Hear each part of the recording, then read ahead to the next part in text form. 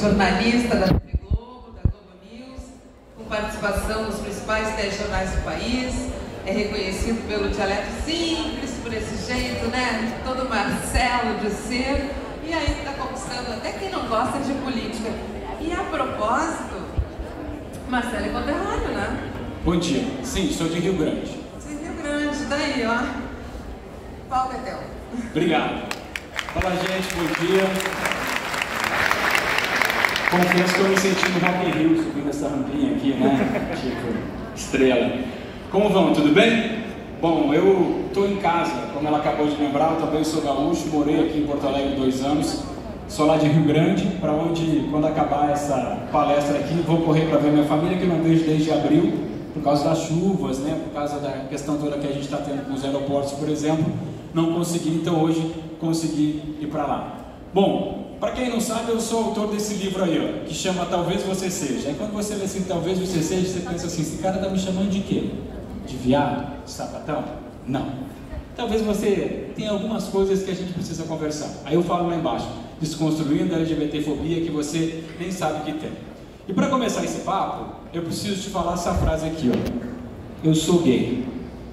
Calma, gente, o viado aqui sou eu. Tá tudo bem, tá? Eu tô falando de mim. E esse é o nosso caminho hoje. É sobre ouvir os outros, né? Porque se eu falo para você que eu sou gay e tá tudo bem para mim, tem que estar tudo bem para você também. Se ela fala para você que ela é lésbica e que está tudo bem para ela, tem que dar para você também. Isso se aplica para as pessoas trans, para as pessoas bis, para as pessoas não binárias.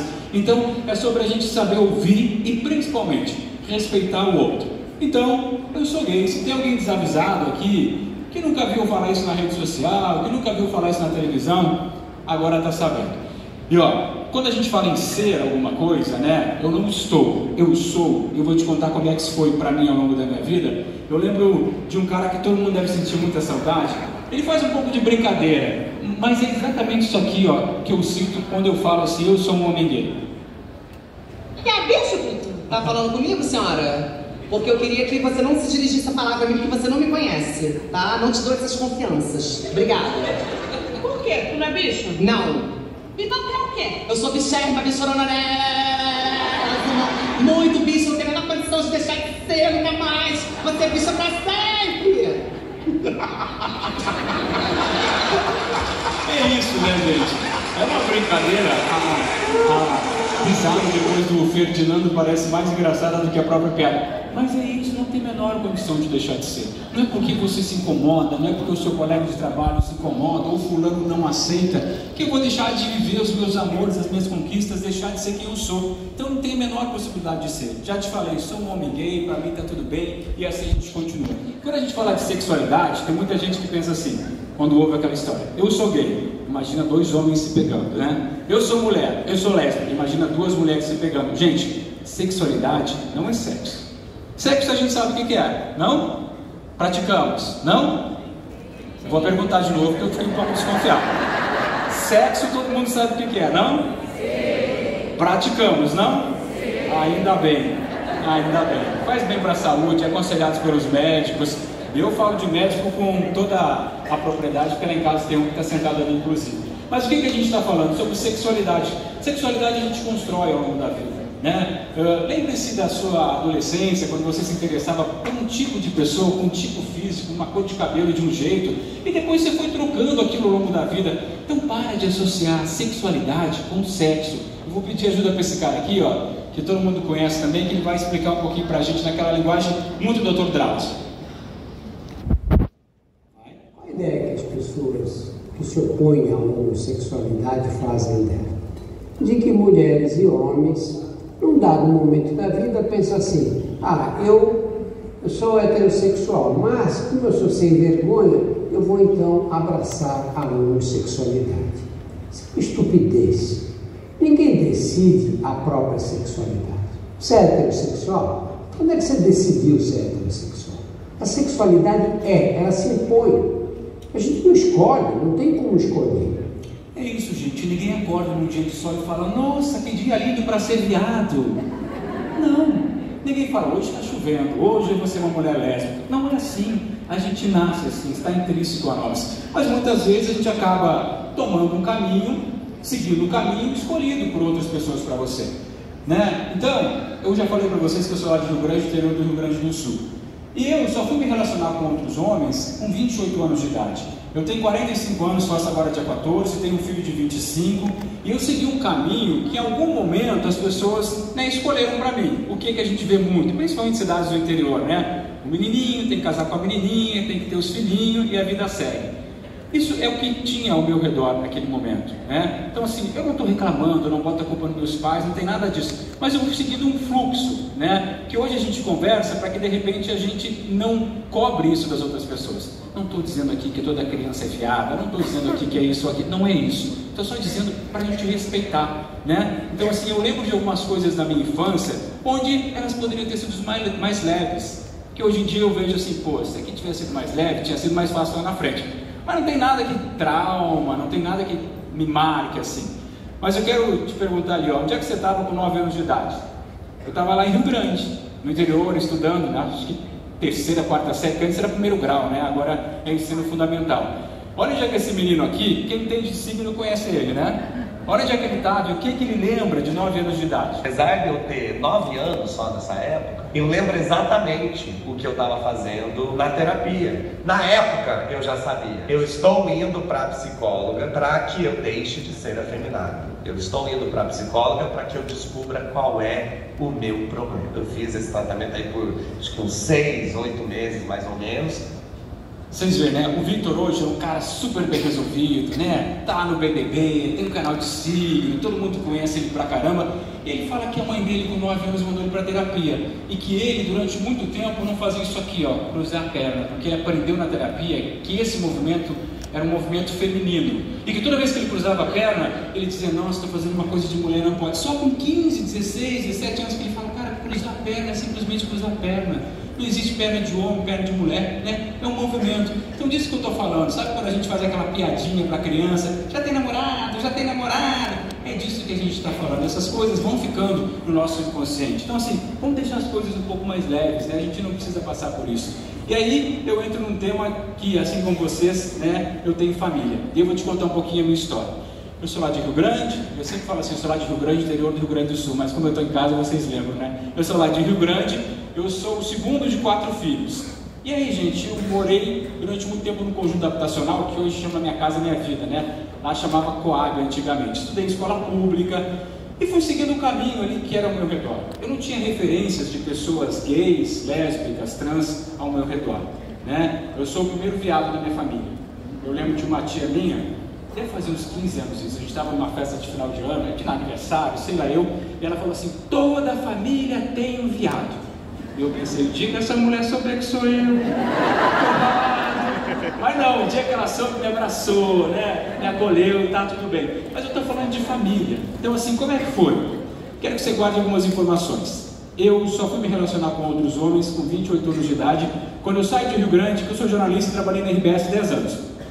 Vim para Porto Alegre, morei aqui 2 anos, daqui fui para Brasília. Quando eu vou para Brasília, me permito ser sozinho, né, ter independência, eu consigo exercer, né, esse meu desejo, que era me relacionar com outro homem. Eu só me relaciono com outro homem aos 28 anos de idade.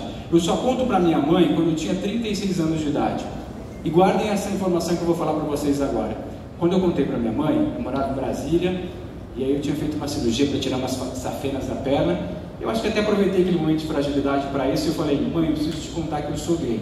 A minha mãe começa a chorar, me abraça e me diz, eu vou te aceitar, eu te amo, você é meu filho, vai ser para sempre, eu tenho medo dos outros. E eu tenho medo do teu pai, que o teu pai cometa um suicídio, que o teu pai se mate. Meu pai é um gaúcho de 72 anos, do interior do Rio Grande do Sul, que há um mês atrás estava em cima de um cavalo durante 15 dias para buscar a chama crioula e voltar. Então é essa a realidade que a gente vive. Durante uns 3 ou 4 anos, a minha mãe teve que lidar com isso com ela e com meus irmãos, e eu contei para o meu pai só com 38 anos de idade, na praia do cassino, num dia de sol, e eu falei, pai, eu não gosto de me relacionar com mulheres, eu gosto de me relacionar com homens, se você quiser falar sobre esse assunto, a gente fala. Ele falou, eu não quero falar sobre esse assunto. Ele não falou sobre esse assunto nem com a minha mãe, com a pessoa que ele é casado há 49 anos. Foi um assunto não tocado na minha família. Mas assim, todo mundo na minha família, sem ser meu pai, aceitou isso tranquilamente. Tanto que começaram a conviver com o Franklin, que é meu marido que está ali, médico, cardiologista, lindo. Pode olhar, gente. Levanta a mão, vamos mostrar para eles.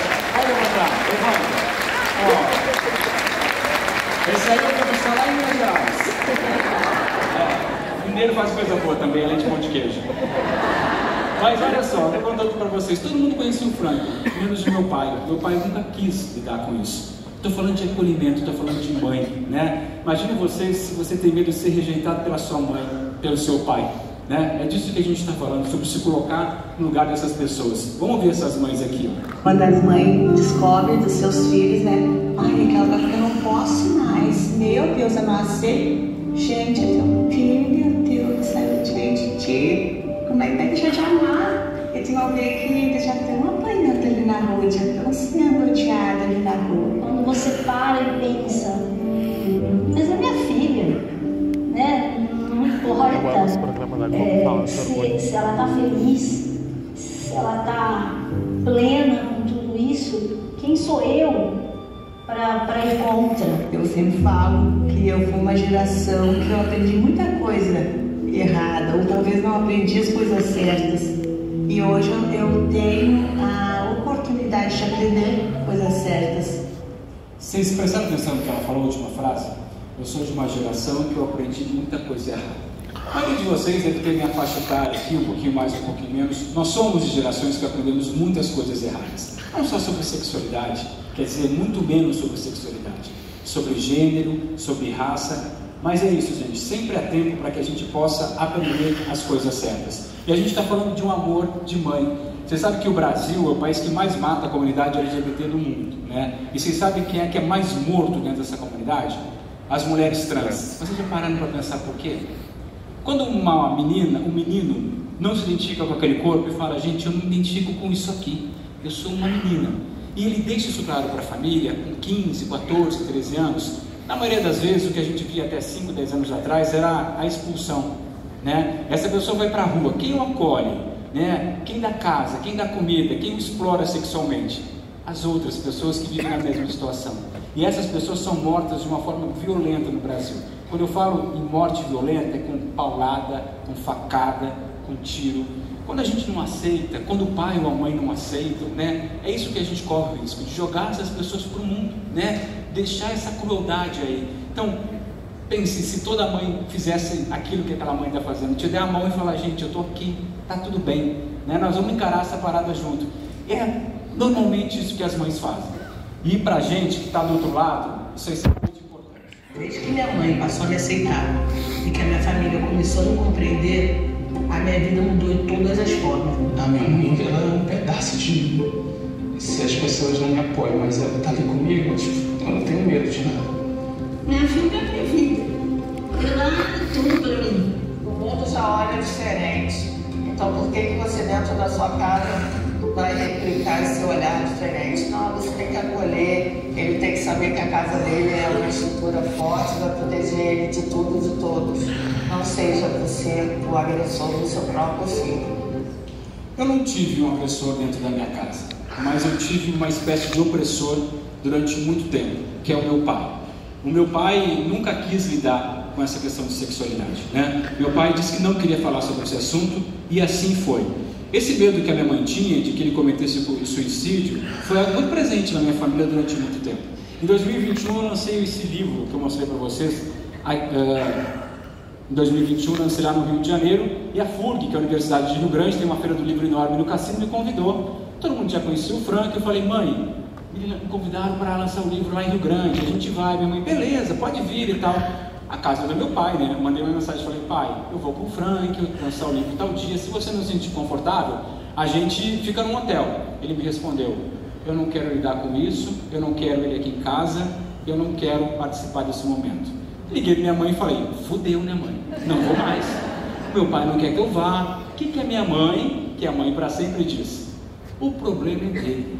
Você é meu filho para sempre. O seu pai que vá para a fazenda, para o sítio, para onde ele quiser. O que aconteceu lá em 2021?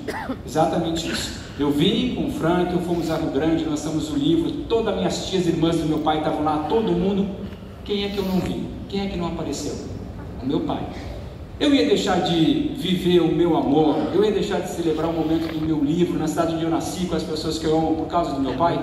Claro que não. Chegou um momento que esse era dele, não era mais meu. Você entende? Esse ele tinha que aprender a lidar. Eu não podia deixar de ser quem eu sou e celebrar minhas conquistas, porque ele não sabia lidar com isso. Mudou alguma coisa? Ele deixou de ser meu pai? Ele não falava comigo? Ele deixou de me amar? Claro que não. Mas esse era um assunto não falado na minha família por parte do meu pai. Enquanto todo mundo falava com o Frank, eu conheci o Frank. Eu quero que você guarde essa informação para te contar como essa história terminou. Mas quando eu falo que lá em 2021 eu lancei meu livro, eu tenho um trabalho, e ó, o povo de RH adora demitir a gente, hein? Pelo amor de Deus. Mantenha o meu trabalho lá. Quando fala assim, o povo do RH quer falar com você, você já se caga todo, né? Falou, alguma coisa eu aprontei. Dificilmente é para dizer, você está ganhando um aumento de salário. Não, isso é difícil. Mas, gente, brincando um pouquinho, eu tenho trabalho. E lá em 2021, a gente estava em plena pandemia, e a gente estava entrevistando a doutora Margarete Dalcon sobre as questões da pandemia e o tratamento de saúde. E aí, no meio de uma resposta, ela me responde isso aqui, ó. No meio de uma pergunta, verdade? Acho que a gente nem pode imaginar. Na verdade, eu vou ser sincero com quem está nos assistindo. Eu posso imaginar, porque o meu namorado, ele é médico e trabalha numa UTI, onde as pessoas são recebidas com Covid-19, e eu recebo esses relatos e vejo o quanto é difícil. Então fica mais uma vez nosso respeito, né, a esses profissionais. Então, aí eu conto na televisão, para alguns avisados que não sabia, que eu tenho um namorado. Isso aí era 8:55, tá vendo aqui? O meu jornal acaba 10 horas da noite. O que aconteceu quando eu falei na televisão o meu namorado, quando eu saio do estúdio, na empresa onde eu trabalho? Nada. Ninguém veio falar comigo. Nem um chefe, nem um colega de trabalho, ninguém. Por quê? Porque eu trabalho num ambiente seguro. Porque eu trabalho num ambiente onde eu posso ser quem eu realmente sou. Vocês imaginam que se eu trabalhasse numa empresa que eu não pudesse falar sobre quem eu sou, sobre os meus amores, se eu ia fazer isso? Eu teria medo de ser demitido, de ser divertido, né? Então assim, isso aqui me traz segurança. Por que eu estou te mostrando isso? Importante que as empresas estejam atentas a isso. Quando eu posso ser quem eu sou dentro da empresa, eu desenvolvo mais, eu ofereço mais, eu trabalho melhor. Eu não passo 8 horas do meu dia pensando, vão perguntar do meu namorado, vão olhar no meu Instagram, vão saber se eu sou viado. Eu não fico na defensiva o tempo inteiro. Eu fico ali, tranquilo. Mas eu estou falando de um ambiente de TV fechada, Globo News, né? Um canal de notícias, de política, economia 24 horas por dia. Mais uma vez por mês, eu vou lá no lugar do Trali e apresento o Jornal Hoje. E aí eu mudo o ambiente, saio do Rio, vou para São Paulo, saio da TV fechada, vou para a TV aberta, e aí tinha uma matéria sobre queijo de Minas Gerais. E no final da matéria, uma editora falou para mim assim, sobraram alguns segundinhos, na TV 15 segundos é um tempo, gente. Faz um comentário, a gente segue o jornal. Olha o que eu fiz. Gosta de queijo, né? Eu sou gaúcho, moro no Rio, sou casado com um mineiro, mas não, em casa não falta queijo. Eu gosto daquele queijo puro para a gente comer no café da manhã, né? Mas aí você escolhe, como tinha na reportagem, tem queijo para todos os gostos e viva Minas Gerais. Qual foi o crime? Sou casado com um mineiro. Quando eu falo isso na Globo, 1h30 da tarde, sábado, para todo o Brasil, olha o que acontece imediatamente. Após censura de beijo lésbico, o apresentador escancara a intimidade com o marido. Eu só falei que eu tomo café da manhã e como queijo com o meu marido. O apresentador da Globo fala de intimidade, se empolga, expõe a intimidade. Marcelo compartilha momento íntimo com o marido durante o jornal. Gente, se o Sérgio Trali falasse assim, a minha esposa, teria tido uma dessas matérias? O que aconteceu quando eu faço isso na redação de São Paulo? Nada também. Nem o chefe vem falar comigo, nem o colega de trabalho, porque todo mundo sabe, conhece o Franco. Mas olha o que aconteceu na internet. O que isso nos prova? Que a gente precisa naturalizar essas questões. Se lá na Globo News, desde 2021, eu falo meu marido, e as pessoas já se acostumaram, e hoje em dia eu não ganho nem mais um arroba no Twitter, falecido, ou no Instagram, quando eu vou para uma TV aberta, isso acontece. Então a gente precisa falar sobre isso aqui também. Qual o problema do cara falar marido? Desde quando falar marido é intimidade? Desde quando falar que você come queijo é intimidade? Então vocês estão vendo que a gente ainda tem que ocupar alguns espaços, a gente ainda tem que naturalizar isso tudo, porque eu estou falando de mim. Não fiz nada demais, só falei, eu como um queijo no café da manhã com meu marido que é mineiro. E assim seguimos. E agora eu vou falar sobre dar a mão. E é sobre lhe dar a mão, assim, você que está me olhando tão atentamente desde o início de perguntar, quando você desculpa a indiscrição, é casada, é solteira, alguém assim? 3? Ah, tá, entendi que era 3. Quando você dá a mão para o seu marido, para a sua esposa, você pensa assim, alguma coisa quando você dá a mão na rua? Eu penso, porque se eu der a mão para o meu marido para sair ali, ó, 90% das pessoas vão me olhar, Eu tenho medo de morar numa cidade que nem Rio de Janeiro, levar uma lâmpada na cabeça, né? Levar um xingamento. Eu não tenho essa segurança. Eu estou falando só de uma questão básica, a gente dá a mão para o marido ou para a esposa, onde você estiver. A gente, da comunidade LGBT, tem que pensar um monte de coisinha para poder ser quem a gente realmente é. Qual mensagem você acha que passa para as crianças? Vocês estarem andando abraçados, de mão dada? Eu acho que parece que a gente está feliz. Vocês acham que vocês podem influenciar alguma criança namorando assim?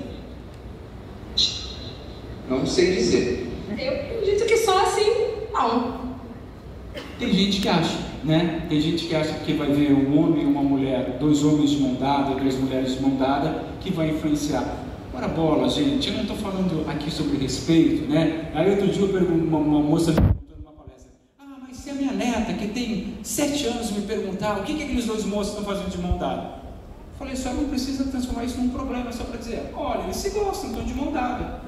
Lá para frente, a gente conversa com ela sobre outras coisas. Então, sobre isso que eu estou falando, é sobre a gente respeitar na família, no trabalho, na rua, né? Já te falei, eu tenho medo de fazer isso, de demonstrar o meu amor em público. Eu não faço isso com meu marido. Até outro dia, olha como eu sou chique, eu estava em Nova York com o Frank, eu quero uma dele que mora no Canadá. E aí a gente estava na rua, assim, lembrei dessa história agora. E eu botei o braço que estava frio, falei assim: aqui a gente pode estar de mão dada, aqui a gente pode ser bicha, viado, o que quiser. E a minha cunhada, menina, vai e me diz assim: aqui não, você pode ser onde você quiser. Eu pensei, olha, eu todo descolado, escrevi um livro sobre isso, né? Ainda me coloco nesse lugar. É sobre isso que a gente está falando, sabe? O que você tem a ver se alguém está de mão dada na rua? Não tem que ver com isso porra nenhuma. Apesar da gente andar de mão dada na rua, trocar um selinho, trocar um afeto, é sempre com muito medo do que vai acontecer, né? As pessoas já olham parecendo que vai nos matar. Você imagina se isso passar de um selinho, de uma mão dada, né? Sempre muito tenso namorar em público. Vocês tomam algum tipo de precaução quando vocês estão namorando em público? Sim, geralmente sim, porque a gente sofre muito preconceito na rua, né? Então a gente evita se beijar, a gente evita locais mais héteros, né? Assim. Tá vendo, gente? Não é isso que vai te levar a ser isso ou ser aquilo. Ninguém ensina. Presta atenção no que esse menino fala aqui, ó. Bora. Você, quando era criança, você viu casais héteros se beijando em novelas, em shoppings, etc? Sim, se beijando, se agarrando. Você ter sido exposto a todos esses casais héteros se beijando, andando de mão dada, não te tornou hétero? Não, pelo contrário, não. Tá vendo, gente? A vida inteira eu vi novela de casal hétero, filme romântico de casal hétero, e isso não me transformou num homem hétero, eu continuei sendo viado. Né? Então é disso que a gente está falando. Vamos parar de problematizar tudo, de achar que vê uma coisa. Não é assim, né? As coisas são mais simples. Agora eu quero falar aqui um recadinho sério para você. O pessoal de RH deve entender, deve pensar: o que esse maluco escreveu um monte de coisa aqui? Não falam para a gente não poluir a tela? Foi um de vocês que me ensinou o seguinte: coloca um monte de coisa, porque você vai forçar eles a lerem. Se você colocar só uma frase grandona, a pessoa leu e se distraiu. Então vamos juntos. Nunca faça piadas. Gente, não pode. Acabou. Mas não pode. Não pode. Não pode piada de raça, de gênero, de LGBTfobia, de sexualidade. Não pode. Não se pode mais fazer. Nunca diga ou pergunte: quando é que você decidiu ser lésbica, gay ou trans? Já te falei, ninguém acorda no dia de sol e fala: é hoje que eu vou ser viado. Quem é o homem ou a mulher da relação? Ora, se são 2 homens, não tem o homem e a mulher. São 2 homens e são 2 mulheres. Precisa beijar na frente de todo mundo? Acabei de te falar, não é que precisa, mas eu também não estou te perguntando se você pode ou não beijar sua mulher. Deixa eu beijar, deixa eu ter os meus amores. Vocês são vítimas, né? Tudo é mimimi. Gente, mimimi é aquela velha história da dor no outro, né? Se bate em mim e me machuca, não é mimimi. Respeito. Por que vocês não aceitam opiniões contrárias? A gente aceita. São os outros que querem nos obrigar a entender do jeito deles. No meu tempo não era assim, agora tem que aceitar. Eu costumo dizer que ninguém aqui é Gabriela. Eu nasci assim, eu morri assim, você sempre assim. O tempo mudou. Então, não tem essa história. A gente tem que se adaptar. Bissexualidade não existe, isso é coisa de gente enrustida. Se o cara está dizendo para você que ele é bi, deixa o cara. O que você tem? Isso é viado, não está com vontade de assumir. Uai, ele que está te dizendo, não é você? Vocês viram que ela tem até um uai? Isso aí é casado com o marido. Tchê, se ele está te dizendo, você tem que aceitar. Quanto desperdício? Já falei para você que não tem nenhum. Olhe lá, por exemplo. Não tem nada contra, até tenho amigos gays, isso vale principalmente para quem é racista, né? Não, eu tenho até amigos negros. Sei. Não seja mãe de nada tentando adivinhar se a pessoa é LGBT ou não. Nunca espalhe histórias, boatos envolvendo a vida da pessoa. Não faz fofoca do colega de trabalho. Não coloque aqueles apelidos maldosos, preconceituosos. Não exclua a pessoa na hora do lanche, do café, né? Nunca, mas nunca tire ninguém do armário. Respeitar as pessoas. Gente, cada um tem essa história, tem o seu momento. Mas só quis ajudar. Mas todo mundo sabia. Você não sabe o que essa pessoa carrega, né? Como é que é em casa? Como é que é com a família? Como é que é no trabalho? Então assim, você pode ajudar perguntando: e aí, você namora? Joguei. A pessoa pode dizer namoro, homem, mulher, azul, preto, né? Então assim, nunca tire ninguém do armário. Por quê? Porque isso é uma decisão única, individual. É na nossa hora, no nosso tempo. Eu acho que estou me roubando um tempo aqui, que só faltam 10 minutos aqui, ó.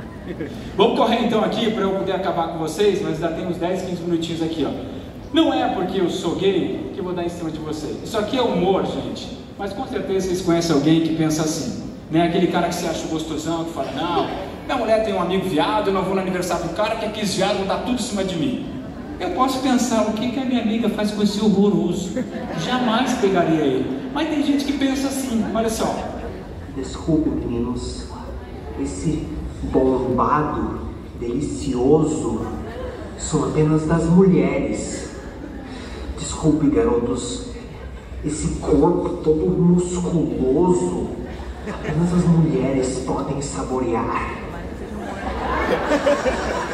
Desculpe, meninos, eu sou hétero.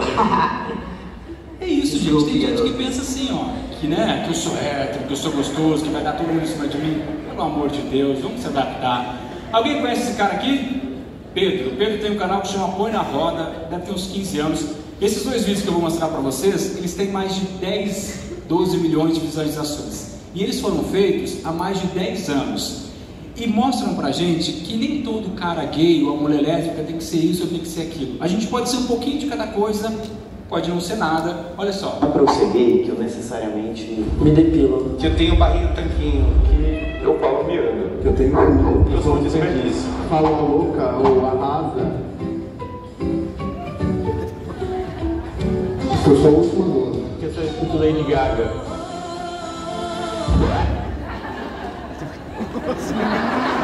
Que eu gosto de gringo. Que eu tenho a cor em branco. Que eu faço chapinha. Porque eu sou engraçado. Que eu queria estar nascendo mulher. Que eu vou dar em cima de você só porque você é homem. Que eu sou primo dos gays. Não, porque eu sou gay, eu sei fazer coreografia.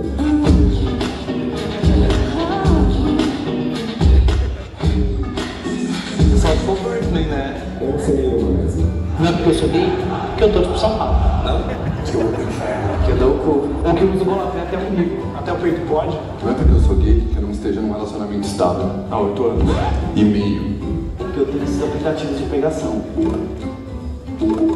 Que eu sou cabeleireiro, mas eu sou. Eu tiro a camisa na balada. Mas eu tiro. Não é pra eu ser gay que eu necessariamente escolhi ser gay. Mas se eu pudesse bem que eu escolheria. É, também. Não é pra eu ser gay que eu não dou orgulho pro meu pai. Ou que não podemos construir uma família igual a sua. Tá vendo? Eu posso ser tudo isso, uma coisa, metade. Isso se aplica para as meninas também. Não é porque eu sou lésbica que eu não uso maquiagem. Ou que a gente usa pochete, que eu não uso salto. Que eu raspo o cabelo de um lado só. Mas eu raspo. Que eu sou assim porque nenhum cara me pegou de jeito. Ou que eu jogo futebol.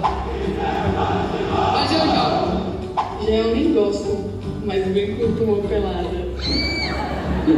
Não é porque eu sou lésbica que uma de nós é uma relação. Eu já quero casar no segundo encontro.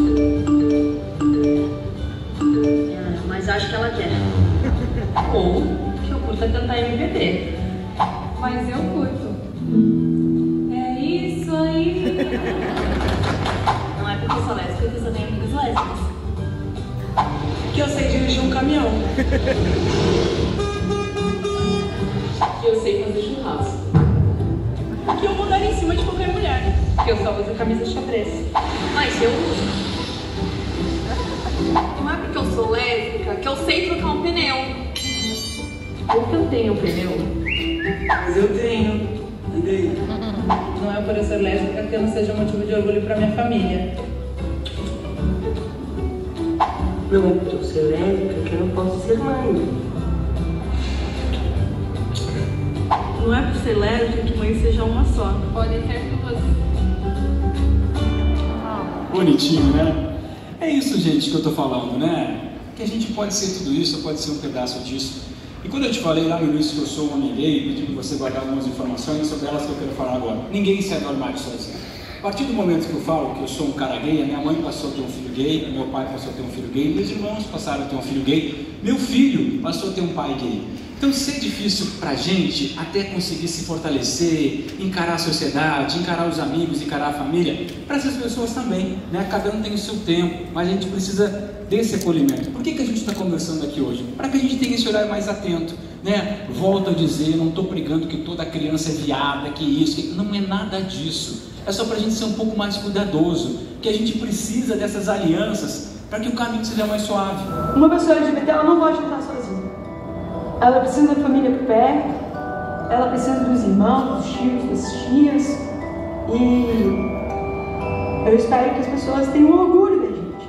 Assim como a gente tem, sabe? Orgulho LGBT. Eu tenho orgulho. Por mais que apontem o dedo na minha cara, por mais que me humilhem, eu vou ter orgulho sempre de dizer quem eu sou. Eu vou ter sempre orgulho de dizer quem eu quero ser.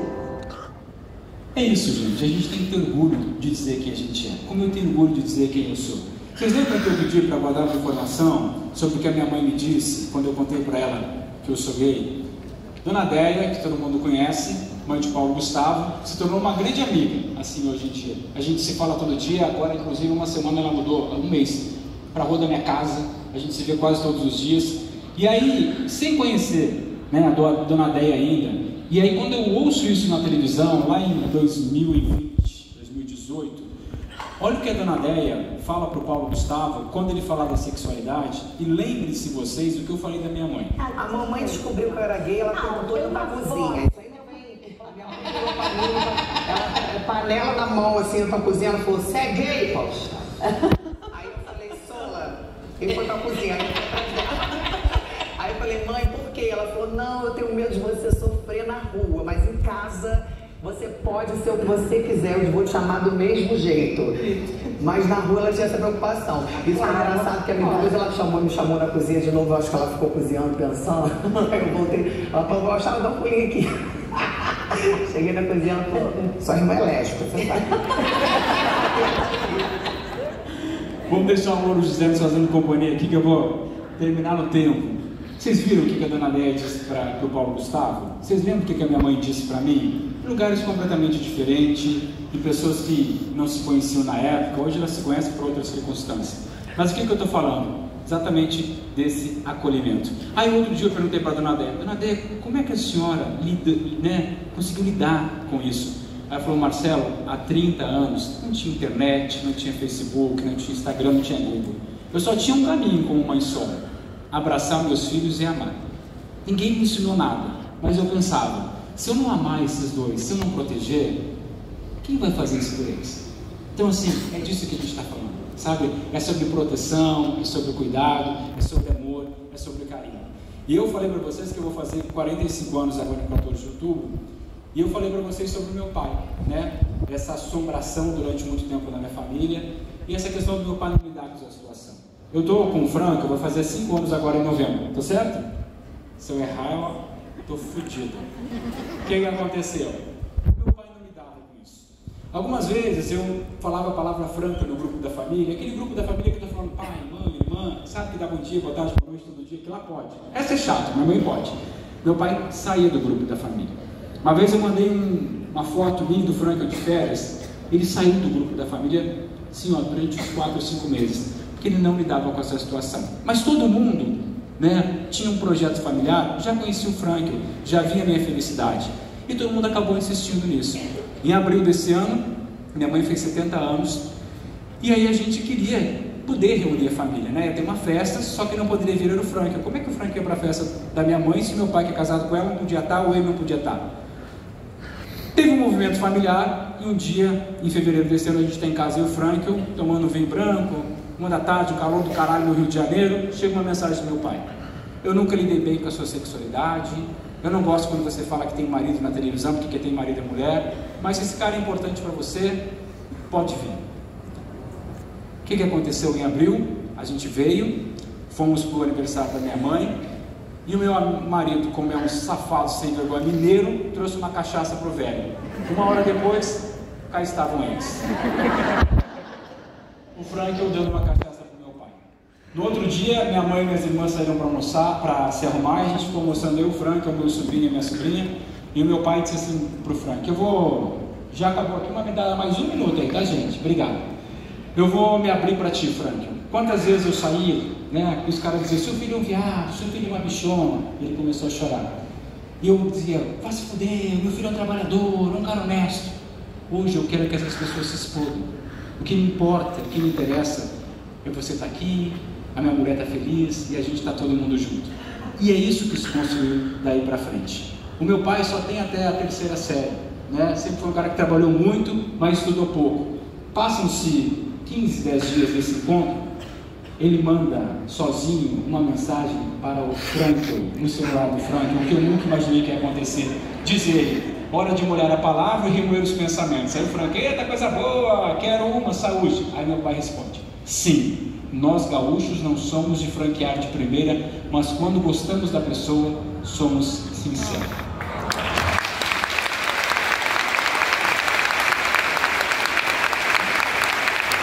Mas não acaba aí.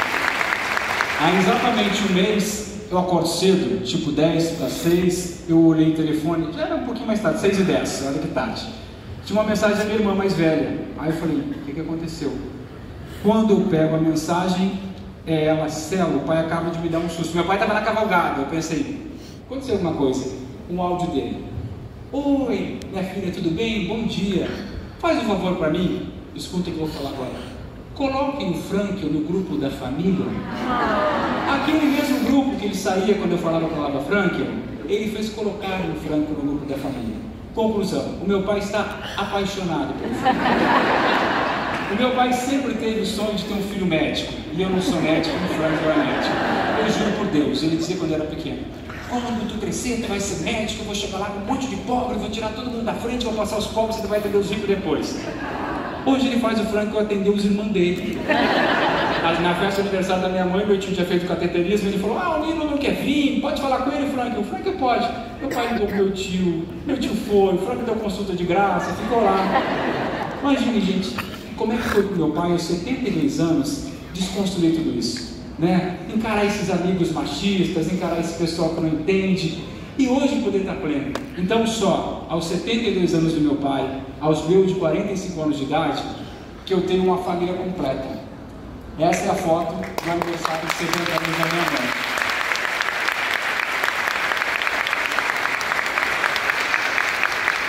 Aqui, pela primeira vez, estamos todos juntos. Meus irmãos, minhas irmãs, meus sobrinhos, namorada, filho, pai, marido e mãe. Então é sobre isso que eu estou falando, sabe? Sobre a gente acolher, sobre a gente ter esse espaço, lembrar, todos nós temos uma família, então ninguém tem o direito de apontar o dedo e dizer que a gente tem que ser aquilo ou não ser aquilo. Eu tenho uma mãe que se preocupou comigo todos os dias em saber se eu levei uma lâmpada na cabeça ou não, se eu estou bem ou não, se eu comi ou não. Então sobre isso que a gente está falando, sobre respeito, sobre amor. E para a gente encerrar, eu costumo sempre deixar, isso aqui é meu Instagram, tá? Pode lá mandar uma mensagem se você quiser. Eu costumo sempre deixar um questionamento que eu acho que a gente tem que levar para a vida. De que lado você quer estar na história? Você quer estar no lado do racista, do machista, do opressor, do preconceituoso? Ou você quer estar do lado daquele cara que diz: isso é errado, eu sei que isso é racista, eu sei que isso é machista, e eu vou construir. Eu já escolhi o caminho que eu quero estar. Eu já sei. Cabe a cada um de nós escolher o caminho que a gente quer seguir. Beijo, muito obrigado.